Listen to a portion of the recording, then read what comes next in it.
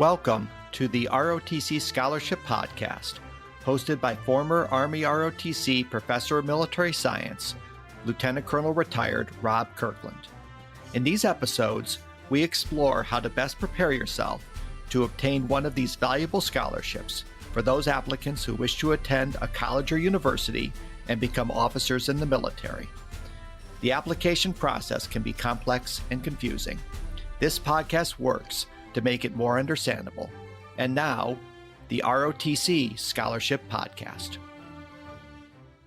Welcome to the Service Academy and also ROTC Scholarship Consulting Podcast. I'm Lieutenant Colonel Rob Kirkland, and I'm joined, as always, with Captain Trish Dock. How you doing, Trish?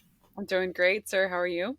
I'm doing awesome. And today we have a special guest with us. It's Vinny Madera from Test Prep Wizards, and he is with us today in order to talk about the SAT math section. Great to be here. Thank you for having me. My name is Vinny. I'm with Test Prep Wizards. I've been in the test preparation world for going on 15 years now. I specialize in standardized tests, academic tutoring, and we do a lot of consulting for other companies. I also moonlight as a statistics professor at Fairfield University. So I really try to bring data analysis and trends to our, testing process and helping other companies make sense of their data. Yeah, awesome, Vinny. So, that really, allows you to really just bring in real world things to what your help with students is, particularly with the SAT test. We're really thrilled to have you here today. Concentrating particularly on the SAT math score. For Service Academy admissions and ROTC scholarships, there's a heavy weight on the math section. Matter of fact, particularly the Service Academies weight the math test more than the verbal section of the test. So if we take a look, say, at the Service Academy, 40% of their whole candidate score is SAT or ACT super score, with 60% of that 40% being the SAT math or ACT math/science sections, particularly the ACT math section.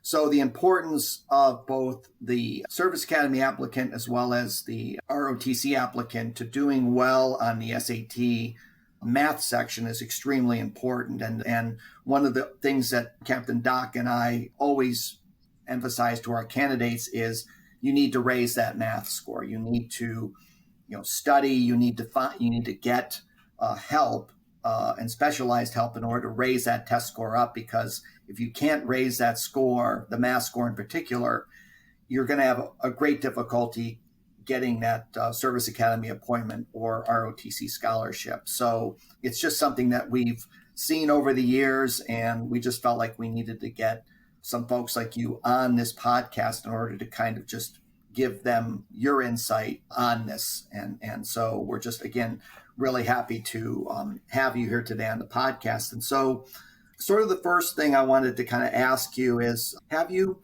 had any academies or ROTC people work with you, and have you ever noticed any difference between those students and the students preparing in normal civilian institutions? Yeah, I've had some students go to West Point, some of to the Naval Academy, and I think the thing that sticks out the most about those students is that I feel they're a bit more driven than your average civilian students. You're not going to want to go to one of the academies to kind of like build your discipline, right? You already have that innate ability. So for those students, having that tenacity, having that drive, and understanding that this is a cog that's going to help me along with my application gives them that intrinsic motivation that they need many times to be successful, right? Because with a lot of the civilian students, it may not necessarily be them pushing to do well on the SAT. Sometimes it's a parent or an older sibling or a coach. But, when you have that just innate desire to do well, I think that, it's a self-fulfilling prophecy. You're going to do well on these tests. Right. And, given a lot of the universities perhaps moving away from the SAT or ACT, the test blind or test optional, test blind in particular, out where I live out in, California with the UCs, or test optional, there's been Captain Doc and I have seen, that high schools are tending to go away from the SAT or ACT. They're not even offering it in their school anymore. Guidance counselors aren't emphasizing it as much anymore.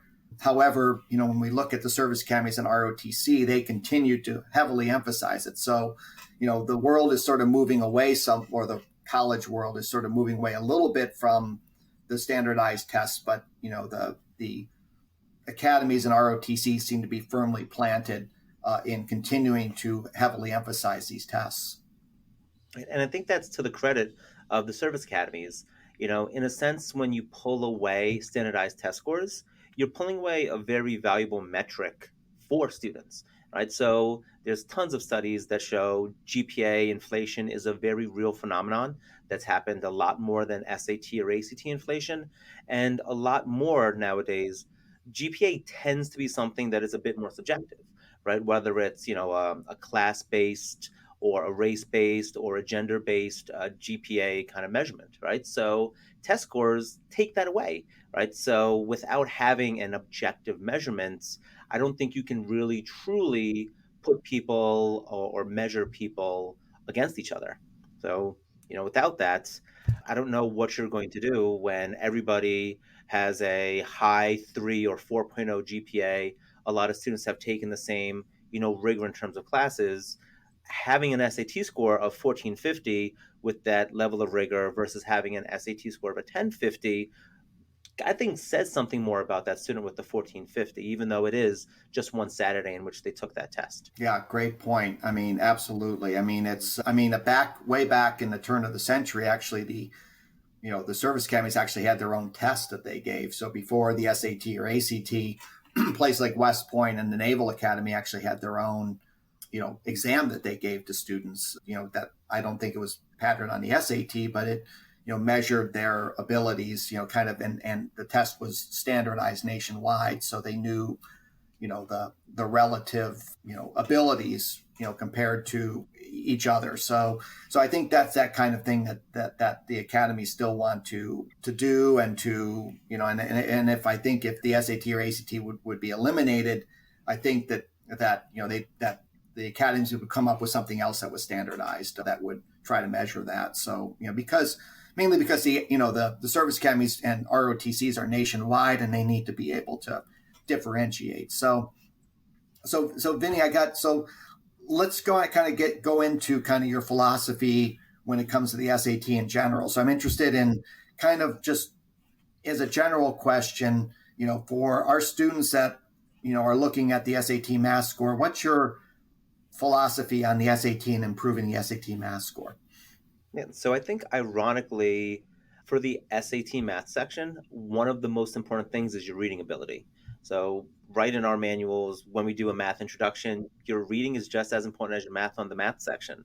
I think the difficulty that a lot of students have is that questions on the current version of the SAT can be pretty convoluted. They do a great job, the College Board writers, that is, of giving you a question that seems like something that's different from what you know.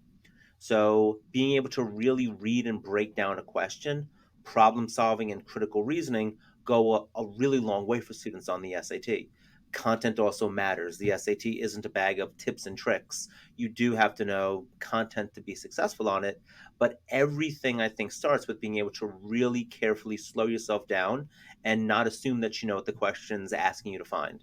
Because SAT writers, again, do a great job of misdirection, giving you something, and then you kind of find an answer choice, but it's not the full answer choice. So you're going to get an answer wrong, even though you've done no math wrong.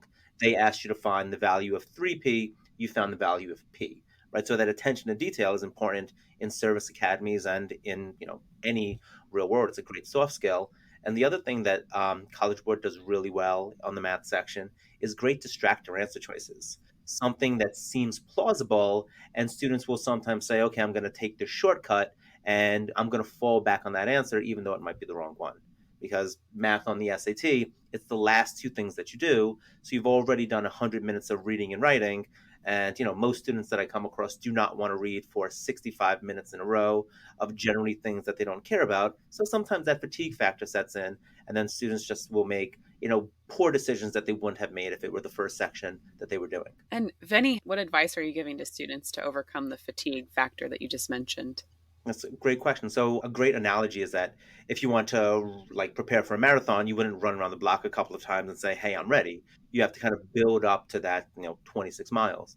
So taking full length SATs is a very important step in that process, right? So you want to know how I'm going to do in a math section when you've already been sitting for 2.5 hours and you still have to do a little bit of work. It's something that you just can't replicate by saying, hey, I'm going to do a 25-minute no calculator math section just on its own, right? So you do need to train as you fight. The other thing that I think is important is not just falling back on full length tests, because we'll have students who will come to us and they'll already have done 10 tests from, say, the College Board Blue Book, but they haven't changed anything in between those tests. So their scores plateau. They're now disheartened by the fact that they haven't seen score increases, even though they've taken, say, 10 tests. You haven't changed anything. Why would you expect something to change? Right. Mm. So I think that goes a long way towards making students feel successful, right? Practicing on high quality material under as many time constraints as you actually can, and then supplementing that with whatever's going to improve your score in the highest yield fashion. I mean, I know when we talked on the phone before this meeting, we talked about sort of the reverse engineering that, where, there's some answer, if you read it quickly, there's some answers that the SAT has reverse engineered where they have an answer and they figure out, how you might answer it in order to be able to trick you, right?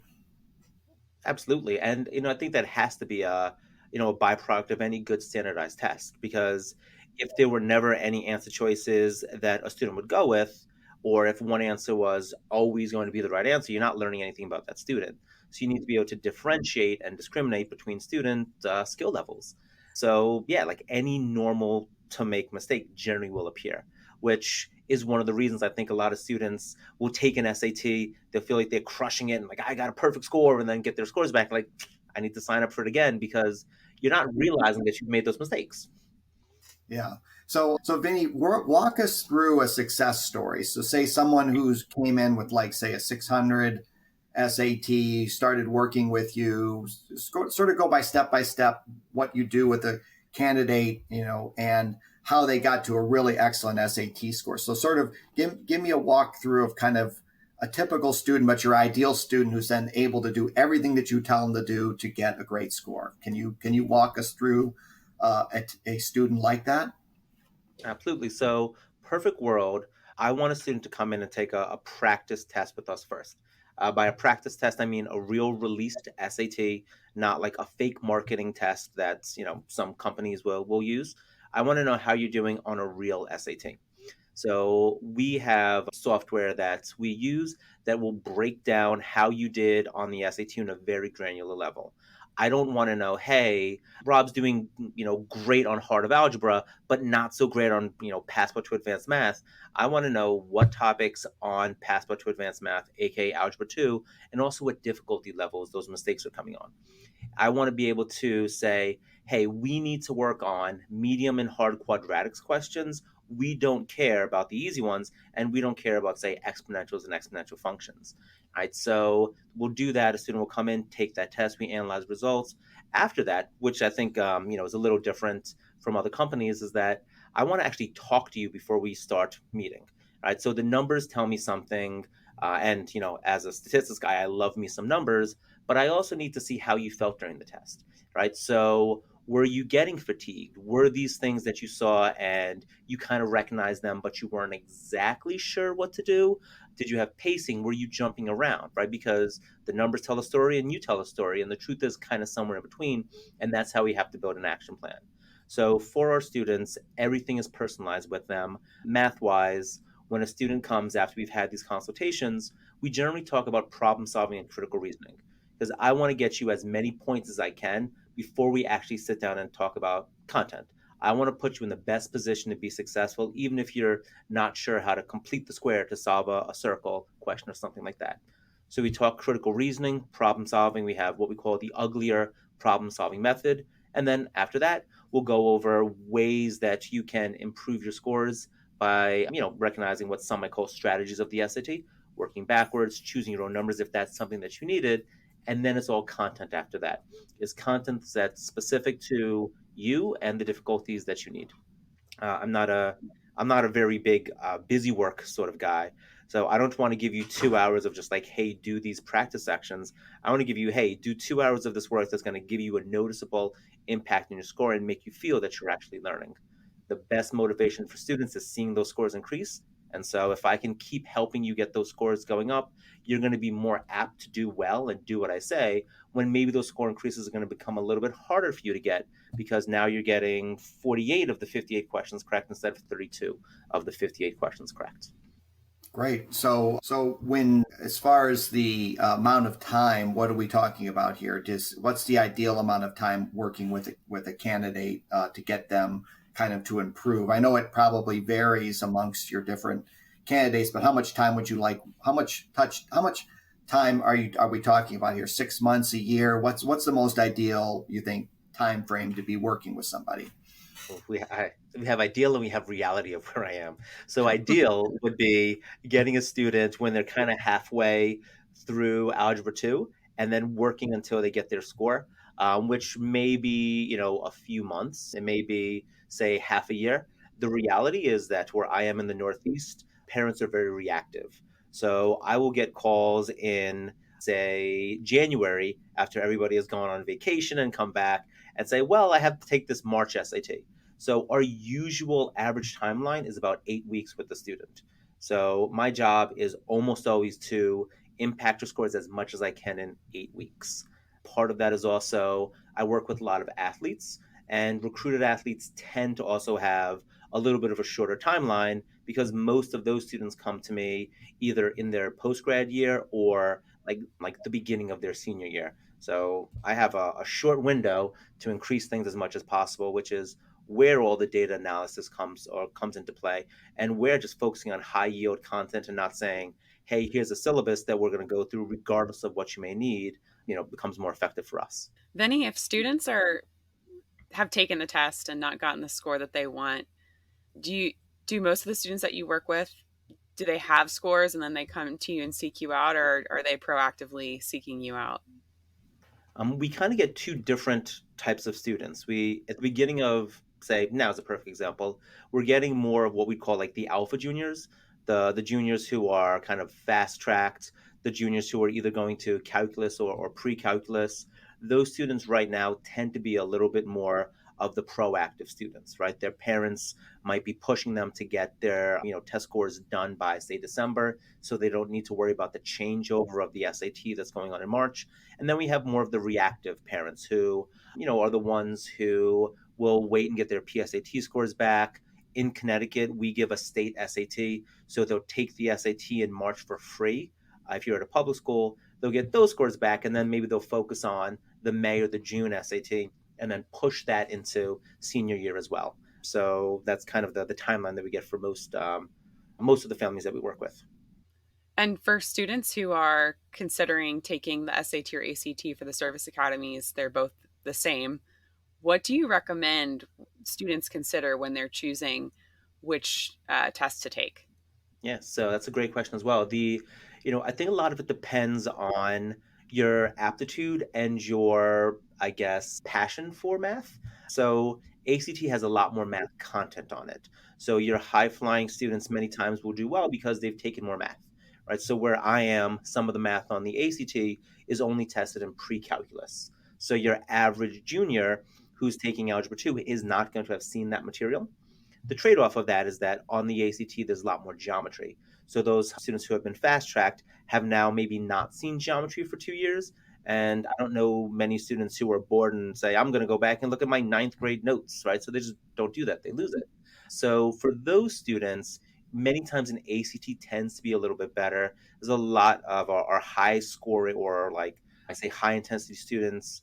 Fixed minded is the wrong word, but they like to study. They like to say, here's how I'm going to attack a test. I'm going to treat it like studying for a midterm or a final. Whereas with the SAT, because there's a much less content on it on the math side of things, like almost a half to a third of what you would see on an ACT.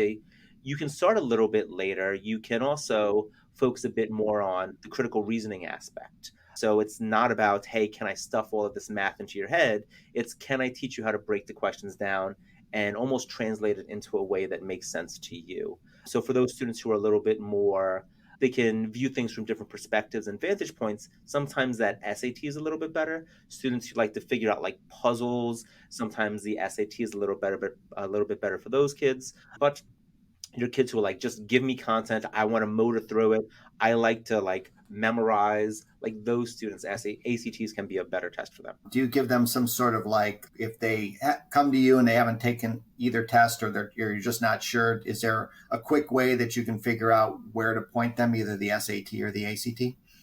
Yep. So perfect world, we'd have a student take a practice SAT and a practice ACT, and then we would compare those scores and also look at what the goals would be. So I will say that for a lot of our students who have really high aspirations, like over the 95th percentile, we tend to push them towards the ACT just because it's a little bit more, I think, formulaic in terms of how you can attack the test. Whereas with, say, students taking the SAT, the scales at the upper ends are much worse, right? You can get a couple of questions wrong on an SAT, and because there's less questions, that'll affect you more than it would have on the ACT. So sometimes that can also be the determining factor. But you're coming in here and you're saying that you need a 1500. Yeah, that means that we're probably going to take an ACT and shoot for like a 34, right? So you'll see a little bit of a more linear growth pattern on that test. So there's some other things that go into play, like the SAT reading section is like the worst section for tutoring. It is very hard to improve scores in the short term. And I also like the fact that on ACTs, that English section focuses a lot more on punctuation, grammar, things that are fixable with rules than on the SAT, where you do have to have a little bit more of, a reading bent to do well on that section. Also, give me 75 questions instead of 44. I'd happily make one or two more questions on 75 and, get a great score there. So, that does kind of influence which test they should take. I know that there are some places that do like hybrid tests that are part SAT, part ACT. And just in my experience, there's not enough questions for those tests to really be successful. If SAT and ACT could have given you half of a test and gotten the same results, they would have given you half of a test a long time ago. Let's talk about some common test taking mistakes and how to avoid them for students taking the SAT math. Yep. So I think the most common mistake is just purely misreading. It's not understanding what you're asked to find. So you'll find a partial answer choice. So it's kind of both a pro and a con because that tends to be an easy thing to improve, but that also tends to be something that students don't really think about if they haven't taken any tests before, if they haven't done any sort of preparation. The other biggest common type of mistake would be execution mistakes, is what we call them. It's if you square 8 and get 16 instead of 64. If you should have added 5 to both sides and you subtracted 5. Those sorts of just either fundamental mistakes or kind of like lapses in memory tend to be pretty common ones as well. And then after that, a lot of the mistakes that students make are kind of half remembering things or not understanding what is or isn't there. For example, on a circle question, thinking that the area is 2 pi r instead of pi r squared, and not knowing that the SAT does give you a few formulas that you can go back and reference, right? So students will say, oh, here's my answer, and then they'll see that answer, although it's wrong. They found the circumference instead of the area. Other things I think that are big mistakes that aren't necessarily execution mistakes are just the approach to the test. So SAT math section has a rough order of difficulty. So the first questions are easier, the later questions are harder. And then that order of difficulty resets when they get to the student response questions, the gridded ones. So sometimes students will treat the SAT like it's a school test. They'll start at 1 and try to get the question 20, whereas the best way for them to attack it might be doing 1 through 10 because those are medium questions, seeing if you can do something in 11 through 15, but not wasting a ton of time there, and getting a couple of those multiple choice questions in. And this version of the test, everything's worth the same. So your job is just get as many questions right as possible, not necessarily getting the question in front of me correct right now. So part of that is just the approach to the test and not knowing just how to really attack it to put themselves in the best position to be successful. We do talk a lot about psychology of the test when we work with students. And, I think you have to have a positive growth mindset for the test. Otherwise, it's going to eat you up We hear how hard the SAT is. We have our parents say, "Oh, the SAT, that was so tough for me." And then we hear that so often that it becomes that hard for us. And then when we start not doing well, we think that it's because of us, and it's hard to break out of that. So being positive, being open minded going into the test can also be a mistake that students make because they're not, and they think that these scores define me and I can't improve anything when that's the furthest thing from the truth. Yeah, that's interesting about psychology because I remember taking the SAT, and I remember particularly in the reading sections, but also on the math sections, where then you suddenly freeze up and mentally you do a brain freeze and you just can't think, because you're just so psyched out because of the test. So I'm really happy that you do kind of work with candidates, who may freeze up or may need some kind of psychological counseling or encouragement. Is just going in there with a very positive mindset, and then if you're just freeze up or something, that can really obviously be detrimental to your scores. Absolutely. We hear a lot of students come to us, or a lot of parents tell us that their children are bad test takers. And sure, right? Test anxiety is a diagnosable medical condition. And, there's differences on what percent of the population really has test anxiety. But I think so much of that is just the fact that a lot of kids aren't prepared. Right. And so if you take a test and you don't do well on it, but you didn't prepare for it, then yeah, you're probably not going to do very well on that test. Right. So to your point, Rob, when we do have students who do have that kind of like freezing mentality, it's almost like when you have the word on the tip of your tongue and that you know, but you can't say it. We just have two really simple things to keep students in control. And that's ask themselves two questions. What am I missing? Or what would I want to know? And then how can I find that from what's given? Right. So we're thinking in terms of questions. It's different executive functioning. If you can't answer either one of those questions, cool, I'm going to move past and do another question. And my subconscious is still going to work on this thing the same way that, when you have that word on the tip of your tongue and you stop thinking about it, it'll pop into your head. And you're like, oh, yeah, I was trying to say pickles. Like, how did I not know that?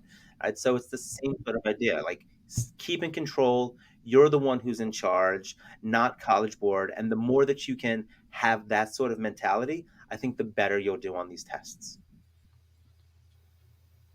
Awesome. That's great.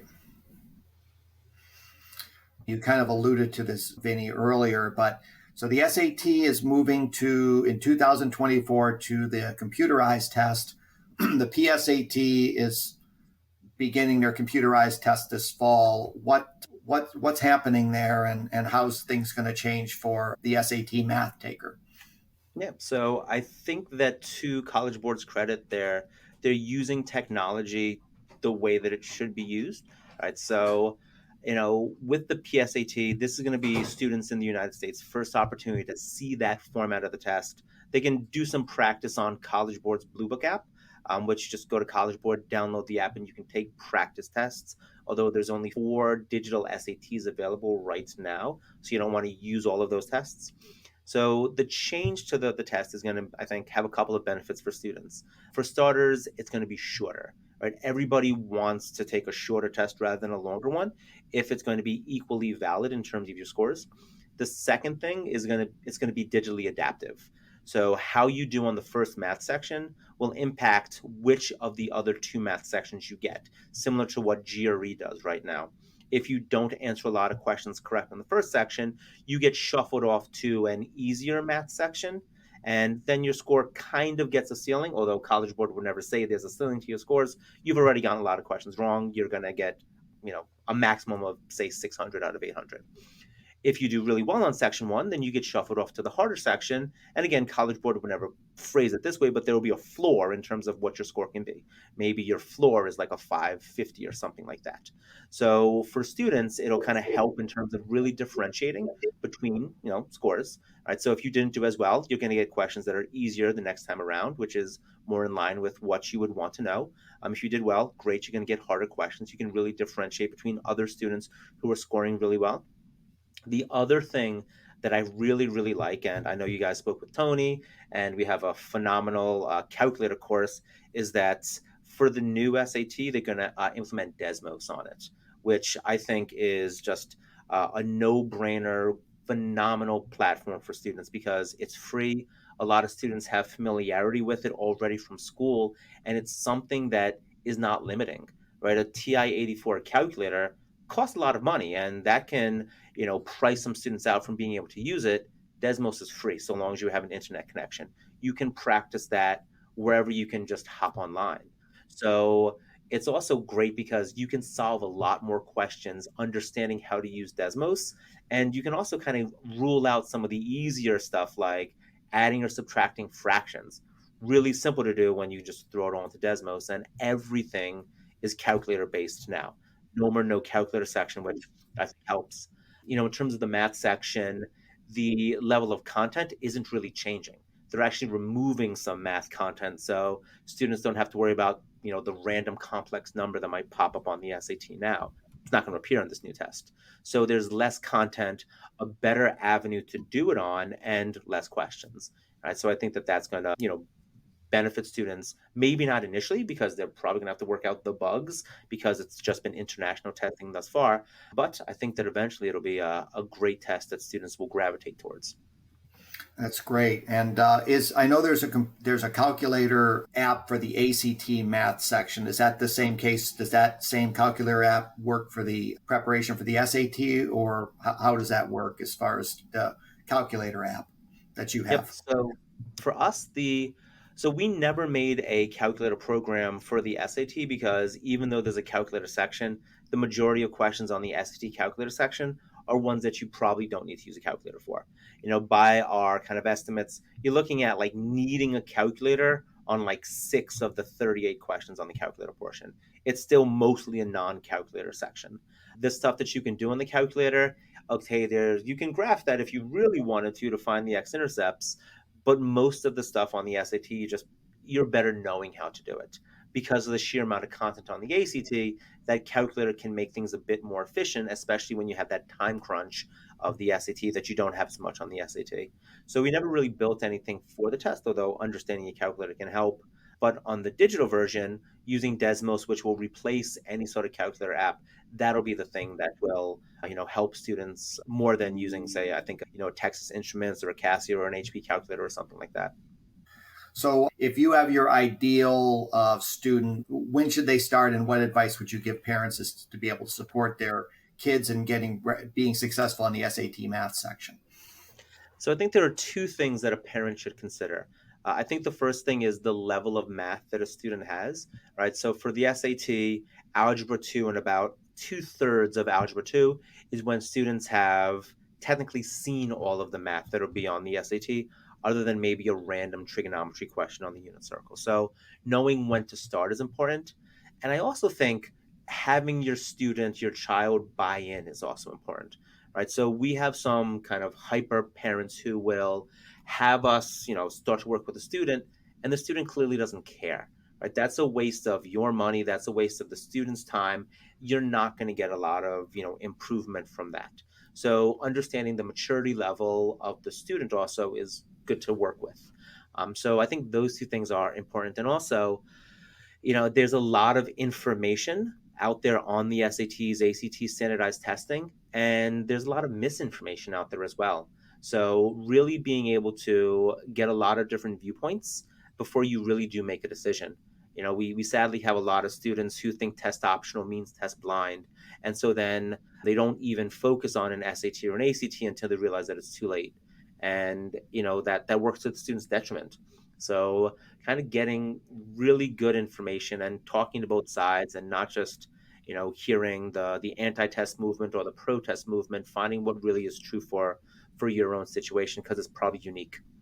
For students who are going to the service academies, though, I mean, test prep is still going to be important, or at least taking tests is still going to be important. So I think for those parents, really making sure that they're starting at the right time, getting a good baseline, and being realistic about timeline. Was there anything you think that Trish or I either it missed with you that we didn't cover that you think is important here with about the SAT math? I think we covered a lot of what's important for the math section. For students looking to do test preparation or take SATs, I think that going into the test and practicing the right way and having the right mindset are the most important things for those students to take away from everything. There's no reason that a highly motivated student, like many of those applying to the service academies and with the ROTC scholarships, there's nothing that a good test prep professional does that they couldn't do on their own. So it's just having the right mindset, having the right materials, and just being able to practice and study in the right way. Yeah. Well, what I really like about what you do is, you have them take that test, and then you can quickly determine what they need to work on. I think that may be, at least in, when I look back upon my preparation for this test, is that I don't think I was ever given any focus. I never really went back, focused on truly what I was having issues with. It seemed to be kind of scattershot when you do it with a book or things like that. And I think your ability through your company to be able to focus people on what they truly need to work on, I think is really important. Yeah, a lot of things may not seem like there's any connection, but, a lot of times if we're not tracking mistakes or even tracking questions that took us a long time to do, we can't really find those connections, right? So just being able to take advantage of, technology and software to help with that approach, I think makes preparation a lot more efficient, right? Because nobody really wants to do test prep. Nobody is asking parents for, more SAT prep for the holidays or something. So it's all about how fast can you improve without really, making it become this dreadful, like boogie monster thing that you just have to go to and do. And, that's what, technology helps us with. That's awesome. Yeah, Vinny, that is just awesome. I mean, I've learned so much today. I wish I had you when I was going through the SAT. I can always take it again if you want. All I remember is that the people that I took the SAT, I did do an SAT prep thing, and all I remember is the person didn't know what the heck they were doing. That's all I remember. Is they just did, it's like they just was just scattershot, and it was, and maybe I wasn't finding the right person, but it's clear in talking to you that you are giving them the direction and that they need. And I certainly think that people that we work with will definitely benefit from your help. So how do they get a hold of you, Vinny, and, to try to get some assistance from you on improving the SAT math section? Yeah, so my email is Vinny, Vinny, at testprepwizards.com. Our website is testprepwizards.com. I'm happy to drop my phone number as well. It's 203-292-0196. They can call, they can text. We're always available to even have a conversation. Right? So I'm not a salesman, so I might talk to somebody and say, you know what? You probably don't want to do any preparation, right? So your scores you're not maybe tracking to be somebody who would want to invest money in test prep. You know what you should do, kid? You should have fun. You should find something. You should do a passion project. That's going to be the most beneficial thing for you. Or, saying something like, what you really need is to take some practice tests, right? You can stop focusing on, say, 5 hours a day on Khan Academy or whatever it is, and here's the next thing that you want to do. And, I don't charge by the minute. I'm not a lawyer or anything. I'm just happy to give advice that I think might, be beneficial to people and, put some more, positivity into this world. Yeah. So thanks so much for coming on, and hopefully we'll bring you on here in the future to maybe talk about how the electronic version of the SAT is going. Thank you. It was my pleasure today. Thank you for having me on, and good luck to anybody listening to this who is looking to go to a service academy. I think it's a phenomenal thing to give back to your country, and service academies are a great way to help people do that. Thanks, Vinny. Take care. Thanks for listening to the ROTC Scholarship Podcast. If you like what we're doing, please leave a quick review. If you have any questions or want more information about ROTC or our consulting services, please visit our website at rotcconsulting.com. Take care, and we'll see you next time.